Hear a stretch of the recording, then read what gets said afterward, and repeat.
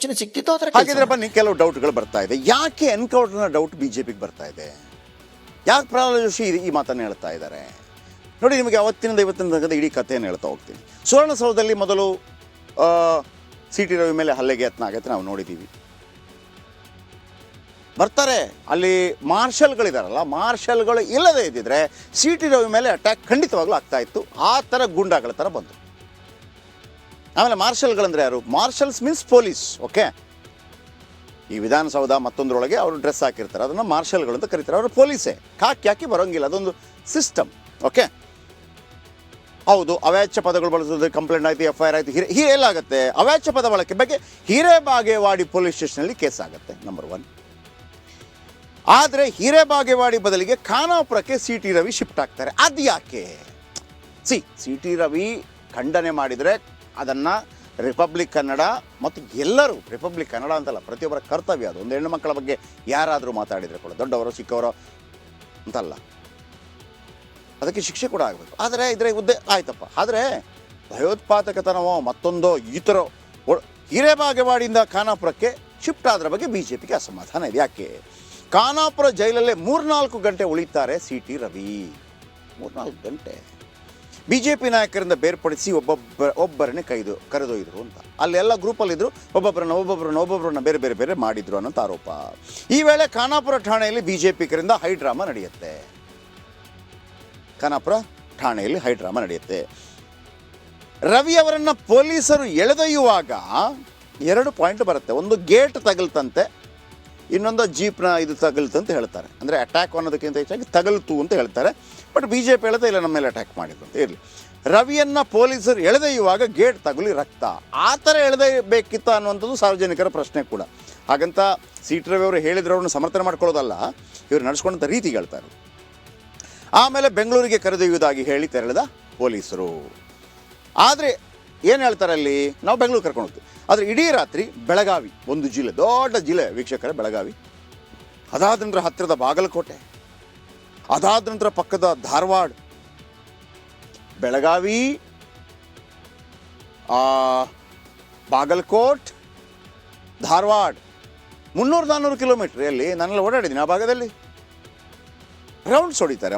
ಮೊದಲು ನಂದಗಡ, ಅಲ್ಲಿಂದ ಕಿತ್ತೂರಿಗೆ ತೆರಳಿ ಅಲ್ಲಿ ಪ್ರಥಮ ಚಿಕಿತ್ಸೆಯನ್ನು ಕೊಡೋದಕ್ಕೆ ಅಲ್ಲೇ ಕೊಡ್ಬೋದಾಗಿತ್ತು.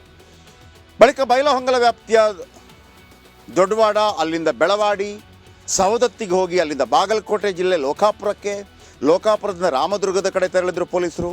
ಮಧ್ಯರಾತ್ರಿ 3 ಗಂಟೆಯಲ್ಲಿ ರಾಮದುರ್ಗದಲ್ಲಿ CT ರವಿ ಹೈಡ್ರಾಮಾ. ಮಧ್ಯರಾತ್ರಿ 3 ರಾಮದುರ್ಗ ಒಂದು ಲಾಸ್ಟ್ ತಾಲೂಕದು, ಅಲ್ಲಿಗೆ ಹೋಗ್ತಾರೆ. ರಾಮದುರ್ಗ ಬಳಿ ಜೀಪ್ನ ಇಳಿತಾ ಇದ್ದಂತೆ ಹೈಡ್ರಾಮಾ ಸೃಷ್ಟಿ ಆಗುತ್ತೆ. ಆಮೇಲೆ ರಾಮದುರ್ಗದಿಂದ ಯರಗಟ್ಟಿಗೆ ಹೋಗಿ ಅಲ್ಲಿ ಉಪಹಾರ ಮಾಡಿದ್ರು, ಏನೋ ತಿಂದರು. ಯರಗಟ್ಟಿಯಿಂದ ನೇಸರ್ಗಿ, ಅಲ್ಲಿಂದ ಅಂಕಲಗಿ ಠಾಣೆಗೆ ರವಿ ಶಿಫ್ಟ್ ಆಗ್ತಾರೆ. ಸೊ ಇದು ಈ ಪ್ರಹಸನಗಳು ಯಾಕೆ ನಡೀತು ಅಂತ. ಓಕೆ, ಇಷ್ಟೆಲ್ಲ ಆಯಿತು, ಸೂಚನೆ ಸಿಕ್ತಿತ್ತು ಅದರ. ಹಾಗಿದ್ರೆ ಬನ್ನಿ ಕೆಲವು ಡೌಟ್ಗಳು ಬರ್ತಾ ಇದೆ. ಯಾಕೆ ಎನ್ಕೌಂಟರ್ನ ಡೌಟ್ ಬಿಜೆಪಿಗೆ ಬರ್ತಾ ಇದೆ? ಯಾಕೆ ಪ್ರಹ್ಲಾದ್ ಜೋಶಿ ಈ ಮಾತನ್ನು ಹೇಳ್ತಾ ಇದ್ದಾರೆ? ನೋಡಿ, ನಿಮಗೆ ಅವತ್ತಿನಿಂದ ಇವತ್ತಿನ ತನಕ ಇಡೀ ಕಥೆಯನ್ನು ಹೇಳ್ತಾ ಹೋಗ್ತೀನಿ. ಸುವರ್ಣಸೌಧದಲ್ಲಿ ಮೊದಲು CT ರವಿ ಮೇಲೆ ಹಲ್ಲೆಗೆ ಯತ್ನ ಆಗತ್ತೆ, ನಾವು ನೋಡಿದ್ದೀವಿ. ಬರ್ತಾರೆ, ಅಲ್ಲಿ ಮಾರ್ಷಲ್ಗಳಿದಾರಲ್ಲ, ಮಾರ್ಷಲ್ಗಳು ಇಲ್ಲದೇ ಇದ್ದಿದ್ರೆ CT ರವಿ ಮೇಲೆ ಅಟ್ಯಾಕ್ ಖಂಡಿತವಾಗ್ಲೂ ಆಗ್ತಾ ಇತ್ತು. ಆ ಥರ ಗೂಂಡಾಗಳ ಥರ ಬಂತು. ಆಮೇಲೆ ಮಾರ್ಷಲ್ಗಳಂದ್ರೆ ಯಾರು? Marshals means police. ಓಕೆ, ಈ ವಿಧಾನಸೌಧ ಮತ್ತೊಂದರೊಳಗೆ ಅವರು ಡ್ರೆಸ್ ಹಾಕಿರ್ತಾರೆ, ಅದನ್ನು ಮಾರ್ಷಲ್ಗಳು ಅಂತ ಕರೀತಾರೆ. ಅವರು ಪೊಲೀಸೇ, ಕಾಕಿ ಹಾಕಿ ಬರೋಂಗಿಲ್ಲ, ಅದೊಂದು ಸಿಸ್ಟಮ್. ಓಕೆ, ಹೌದು, ಅವಾಚ್ಯ ಪದಗಳು ಬಳಸೋದು ಕಂಪ್ಲೇಂಟ್ ಆಯಿತು, FIR ಆಯಿತು. ಎಲ್ಲಾಗುತ್ತೆ ಅವಾಚ್ಯ ಪದ ಬಳಕೆ ಬಗ್ಗೆ ಹಿರೇಬಾಗೇವಾಡಿ ಪೊಲೀಸ್ ಸ್ಟೇಷನಲ್ಲಿ ಕೇಸ್ ಆಗುತ್ತೆ, ನಂಬರ್ 1.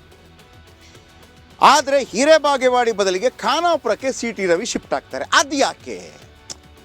CT ರವಿ ಖಂಡನೆ ಮಾಡಿದರೆ ಅದನ್ನು ರಿಪಬ್ಲಿಕ್ ಕನ್ನಡ ಮತ್ತು ಎಲ್ಲರೂ, ರಿಪಬ್ಲಿಕ್ ಕನ್ನಡ ಅಂತಲ್ಲ, ಪ್ರತಿಯೊಬ್ಬರ ಕರ್ತವ್ಯ ಅದು. ಒಂದು ಹೆಣ್ಣು ಮಕ್ಕಳ ಬಗ್ಗೆ ಯಾರಾದರೂ ಮಾತಾಡಿದರೆ ಕೂಡ, ದೊಡ್ಡವರು ಚಿಕ್ಕವರು ಅಂತಲ್ಲ, ಅದಕ್ಕೆ ಶಿಕ್ಷೆ ಕೂಡ ಆಗಬೇಕು. ಆದರೆ ಇದರ ಹುದ್ದೆ ಆಯ್ತಪ್ಪ. ಆದರೆ ಭಯೋತ್ಪಾದಕತನವೋ ಮತ್ತೊಂದೋ ಈ ಥರ ಹಿರೇಬಾಗೇವಾಡಿಯಿಂದ ಖಾನಾಪುರಕ್ಕೆ ಶಿಫ್ಟ್ ಆದ್ರ ಬಗ್ಗೆ ಬಿಜೆಪಿಗೆ ಅಸಮಾಧಾನ ಇದೆ. ಯಾಕೆ?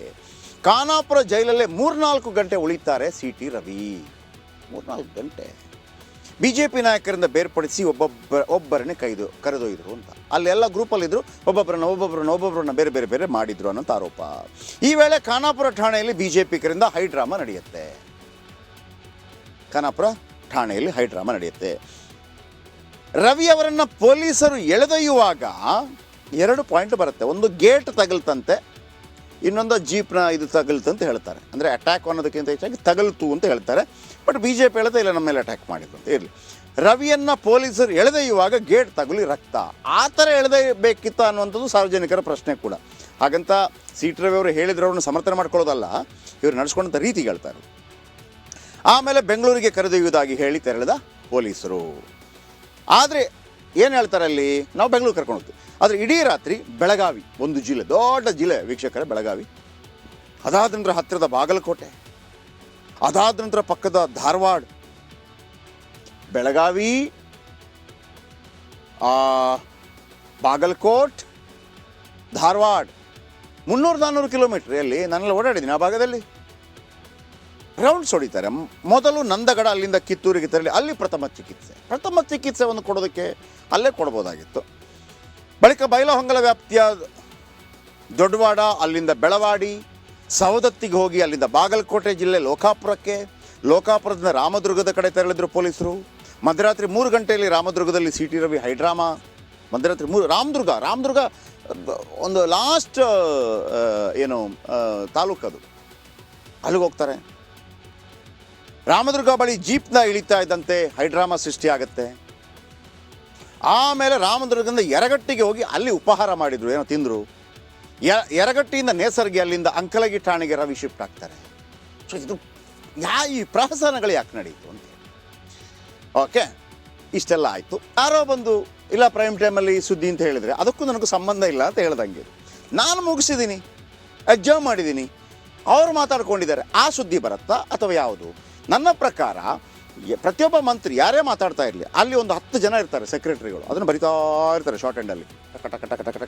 ಕಡತಕ್ಕೆ ಹಾಕಬೇಡಿ ಅಂತ ಅವ್ರಿಗೆ ಹೇಳೋದು. ಒಬ್ಬ ಮುಖ್ಯಮಂತ್ರಿಗೆ 2 ಫಾಲೋ ಮಾಡ್ತಾ ಇರ್ತಾರೆ, ಅಲ್ಲಿ ವಿರೋಧ ಪಕ್ಷದ ನಾಯಕನಿಗೆ 2 ಫಾಲೋ ಮಾಡ್ತಾ ಇರ್ತಾರೆ, ಮತ್ತೊಬ್ಬ ತಕ್ಷಣ ಅದಕ್ಕೆ 4 ಜನ ರೆಡಿ ಇರ್ತಾರೆ, ಅವರು ಫಾಲೋ ಮಾಡ್ತಾ ಇರ್ತಾರೆ. ಅಶೋಕ್ ಏನು ಹೇಳಿದರು, ಇವ್ರು ಏನು ಹೇಳಿದರು, ಹಿಂಗೆ ಪ್ರತಿಯೊಬ್ಬರು. ಒಮ್ಮೆ ಅರ್ಜೆಂಟ್ ಅಂತ ಹೇಳಿದ ನಂತರ ಮುಗೀತು, ನಾಳೆಗೆ ಅವರು ಪೆನ್ ಕೆಳಗಿಟ್ರು. ಆಗ ಮಾತಾಡಿದ್ರಲ್ಲ, ಅದಕ್ಕೆ ಯಾರು ಹೊಣೆ? ಇದು ಪ್ರಶ್ನೆ. ಅರ್ಥ ಆಯ್ತಲ್ಲ ನಿಮಗೆ? ಸೊ ಬಸವರಾಜ ಹೊರಟ್ಟಿ ಮಾತಿನ ಹಿಂದೆ CT ರವಿ ಬೆಂಬಲ ಇದೆಯಾ ಅಂತೇಳಿ ಕಾಂಗ್ರೆಸ್ಸು. ಆದರೆ ನಿಜವಾದ ಅರ್ಥಗಾರಿಕೆ ನಾನು ಹೇಳಿದ್ನಲ್ಲ, ಅವ್ರು ಹೇಳಿರ್ಬೋದು, ನೋಡ್ರಪ್ಪ ನಾನು ಇರುವ ತನಕ ಕಡತಕ್ಕೆದು ಹೋಗಿಲ್ಲ, ಯಾಕೆಂದರೆ ಯಾರು ಬರ್ದಿಲ್ಲ ಅದನ್ನು. ನಾನು ಸೀಟಿನಿಂದ ಎದ್ದೋದ್ರ ನಂತರ ನೀವು ಬೈಕೊಂಡಿದ್ರೆ ನಾನೇನು ಮಾಡಲಿ ಅನ್ನೋಂಥ ರೀತಿಯಲ್ಲಿ ಮಾತಾಡಿದ್ರ. ರಾಜಕೀಯ ಕೆಸರಾಚಾಟದ ಮಧ್ಯೆ ವಿಡಿಯೋ ಗಿಮಿಕ್, ಹೊಸ ಕಿರಿಕ್ ಶುರುವಾಗಿದೆ.